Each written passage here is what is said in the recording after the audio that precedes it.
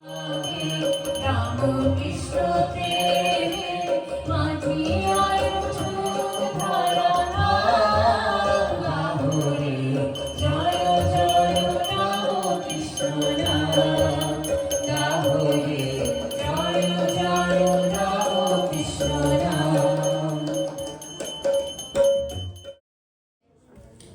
is our privilege to invite Revered Swami Sarvasthananda, Minister in charge of the Ramakrishna Vedanta Centre, UK, to deliver the presidential address. We look forward to his words of wisdom and guidance.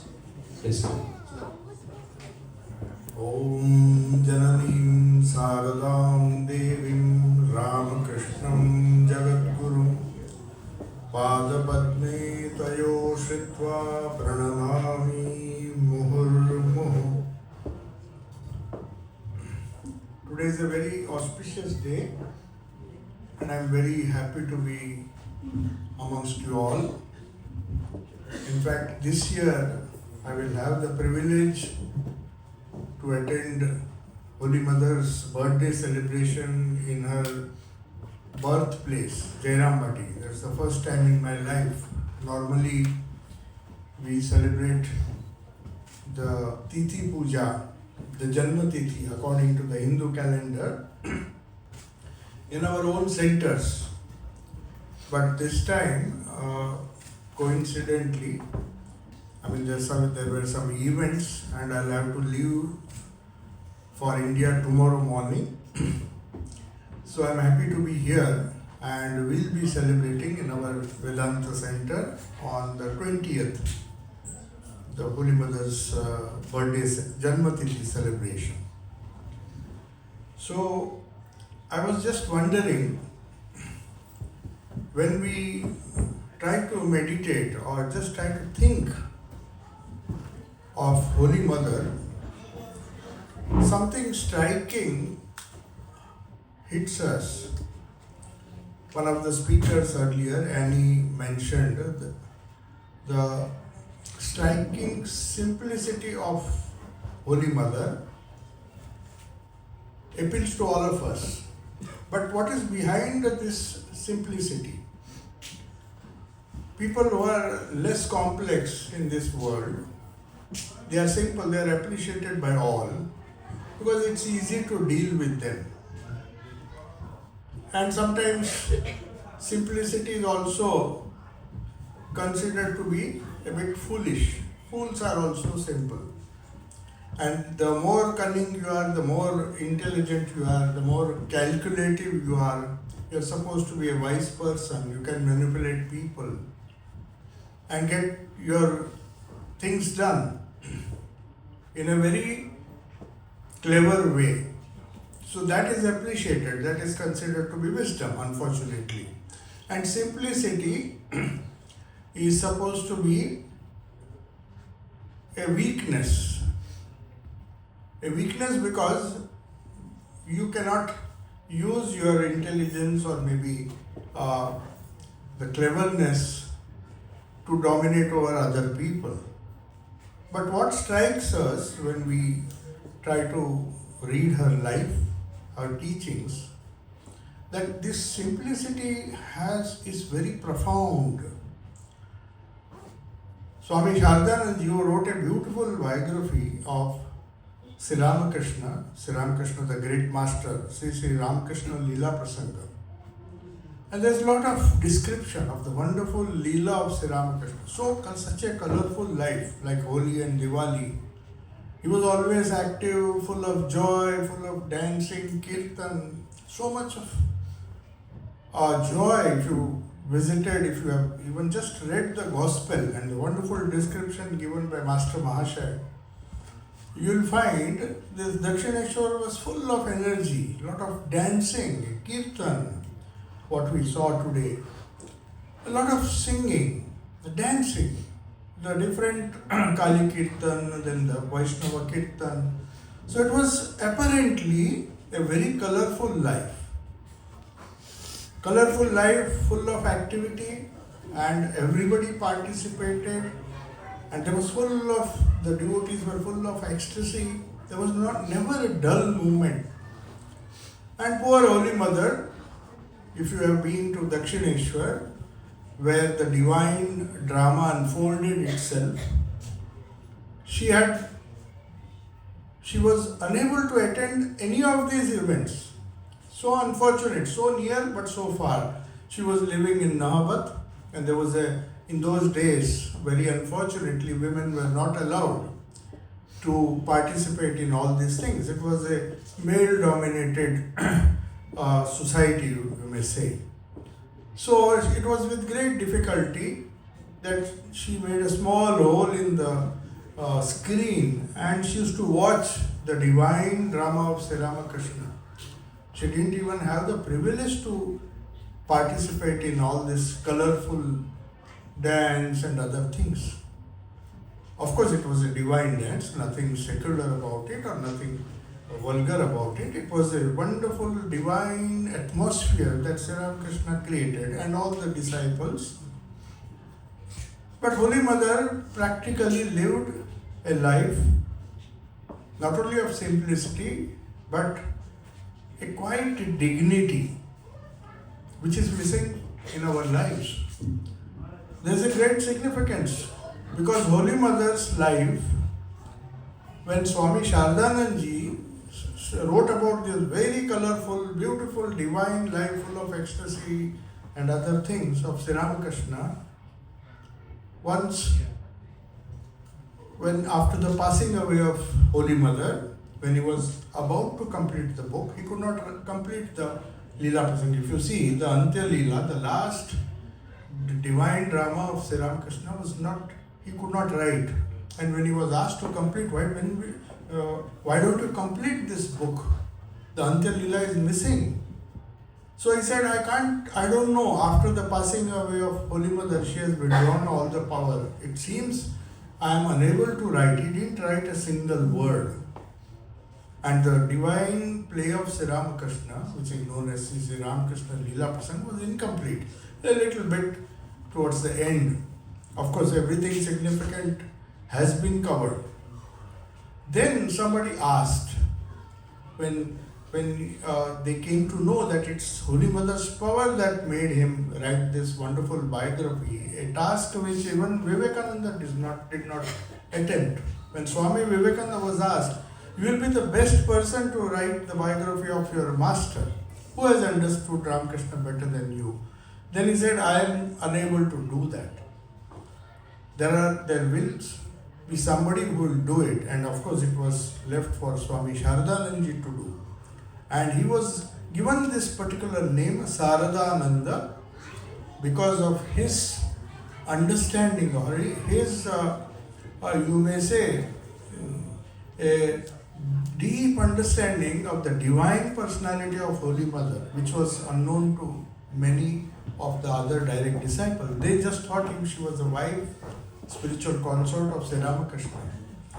And Swami Vivekananda, of course, knew. He said, none of you have understood the divine significance of Holy Mother. She is not as simple as even, of course, Sri Ramakrishna knew. He said, she is Saraswati, she has come to give divine knowledge. So what is behind this simplicity? What is behind the simple white dress that you see? As we all know, Diwali represents light. Light is made of several colors.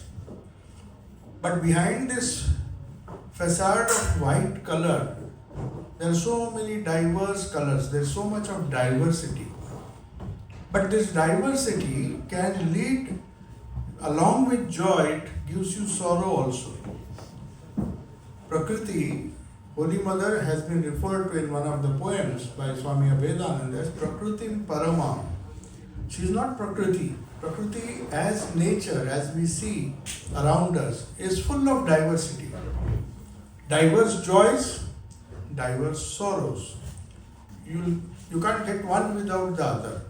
That's why we have on one side Saraswati and one side Kali, the great destroyer, standing or maybe dancing on the chest of Shiva, who's a substratum, the unity behind all the divine dance. That's why Swami Sarvasthananda once remarked when he was asked about the Holy Mother, तो रंग देखे रंगमयी अवाक होईची.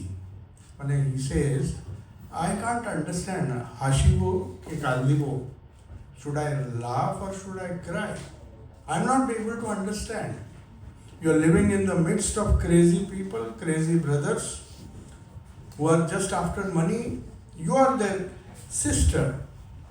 They are born in your family and you have made them so worldly, quarreling for property, quarreling for money, and Shardanji has to come and with a lawyer and solve their problems. And you are living in their midst.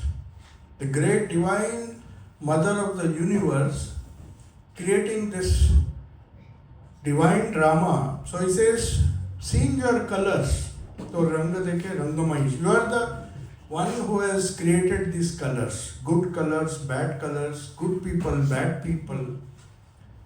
But in the midst of all that, you are undisturbed. I mean, you are maintaining that kind of silent dignity, not being surprised by the joys, neither being moved by the sorrows. She saw, just somebody read a little while ago, how much of poverty she had to suffer when she was living in Kamalpukur. That her own mother had to come, seeing the poverty, seeing the hunger and starvation that she was facing after the passing away of Sri Ramakrishna. Her mother, who was quite old at that time, she said, I'll take my Saru back to Jairambati. At least she will have a few morsels of food to eat. So how can you explain this? How can you explain? Is life full of joy? There is diversity. That's why Sardanji says, I might have written a biography of Sri Ramakrishna. That was far, far easier. But about Holy Mother, don't ask me. I do not know. That Rangamai is so colorful that I am just surprised. I am not able to find out whether I should cry or laugh. On one side she gives joy, on the other side there is so much of sorrow. But what is her role? Why do we have to meditate on her? Because in the midst of this diversity of joys as well as sorrows, you will find she is unperturbed. That quiet dignity, that quiet peace, which is born out of a deep spiritual nature, deep knowledge. That's why Sri Ramakrishna said, O Saraswati, she has come to give knowledge. She has not come to fulfill our desires, as many people think. Of course, as a mother, when the children ask for toys, she gives the toys. But she expects the children to grow up. Someday or the other, she wants the children not to eternally play with the toys. They want the children to grow up someday. So no doubt she gives toys, she gives whatever we ask for ignorantly, but she gives the main purpose of a mother, because she really loves her children, is to give knowledge. Gyan Viteshya. She is Saraswati, has come to give knowledge. How is that knowledge generated? So if you see her life, in spite of all this color, I mean, I'm not saying color is always joyful. That's why Shardanji says, I don't know whether I should laugh or cry, because her color, she's so colorful. The divine play of Divine Mother is so colorful that on one side you will find people dancing with joy, and on another side they are full of sorrow, full of pain. It follows the sequence of joy and sorrow in everybody's life. It's not that nobody is free from that. Someday or the other, Kal becomes Kali, Kali becomes Kala, Mahakala. That is the significance of Kali. The time will devour everything. Everything has a time. There is childhood, you grow, and so many visions Sri Ramakrishna had about Mother Kali, where the real form of Kali, the real significance of Kali, why is she depicted like one who is apparently destroying the whole universe and dancing on the chest of Shiva, who is giving stability to her. So that idea, that sadhana which Holy Mother expected all of us to do. And on this day, especially on her Janmatithi, we have to remember that to understand Holy Mother, we have to practice what she told us to do. So if you see her whole life, her teachings are very, very simple. You enjoy all the color, all the joys and sorrows. They'll come in a sequence. There'll be joys, there'll be sorrows. You can't avoid anything.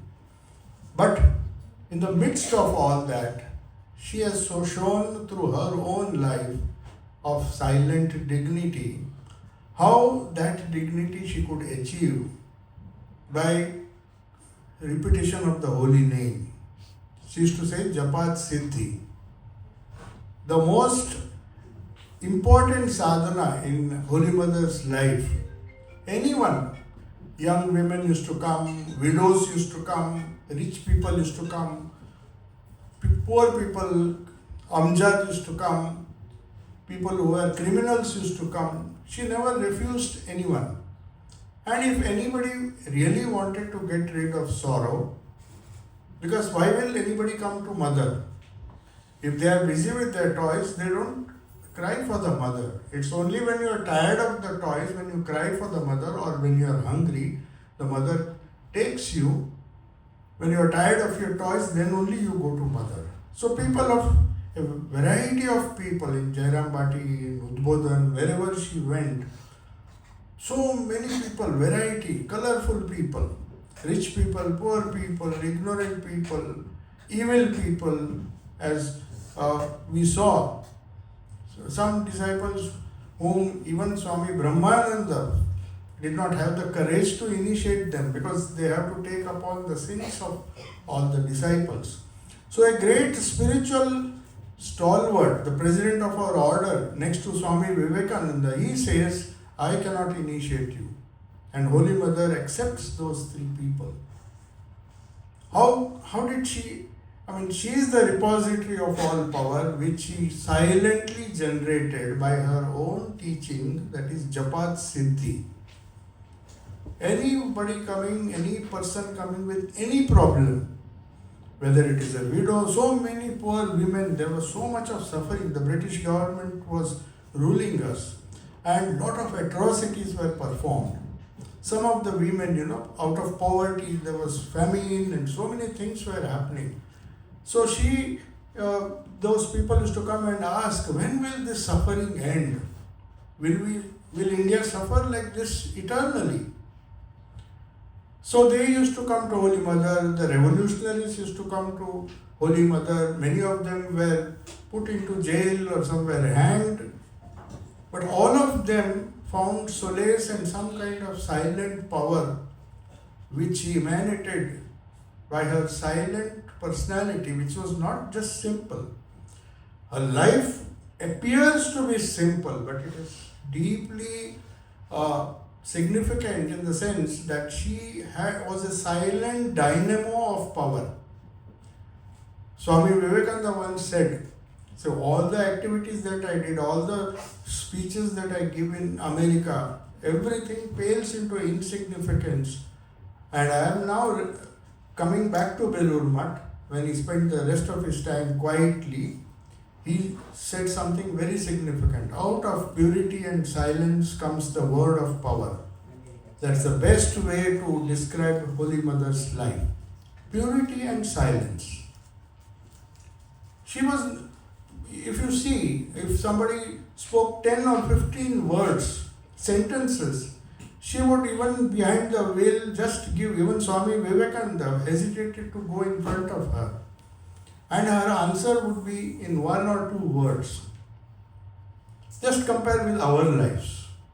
How much do we talk? If you see her whole life practically continuously doing work. Not that because she was silent, she was inactive. Early morning, getting up, cooking, doing everything, serving everyone, but not wasting a little bit of energy by just gossiping. The women, the village women, when she was young, you remember in Kamarpukur and in Jairambati, they used to all criticize. that poor Saru has been married to a madman in Dakshineshwar, and so much of gossip while washing clothes in the pond and other things. The whole village practically was after her, trying to show sympathy, lip sympathy. Oh, that poor husband, they say he's crazy. This Paramahamsa, this Ramakrishna of Dakshineshwar is really gone crazy. We feel so sorry. So many people saying so many things, gossiping. And you see, right from childhood, she silently served the famine-stricken people. She cooked khichdi, helped her mother and father to serve these poor people when they were starving during the famine. And throughout her life, this steady stream of seva combined with silent japa, because she said japat siddhi, that's the only sadhana, the easiest sadhana, the easiest and the best way to manifest that divinity, to manifest that purity, the manifest through silence. And she said this, out of purity and silence, as Swami Vivekananda said, comes the word of power. And finally I conclude with a beautiful saying of her, a woman who was facing so many problems in her house. So she had so many, there were so many domestic problems, poverty and other things.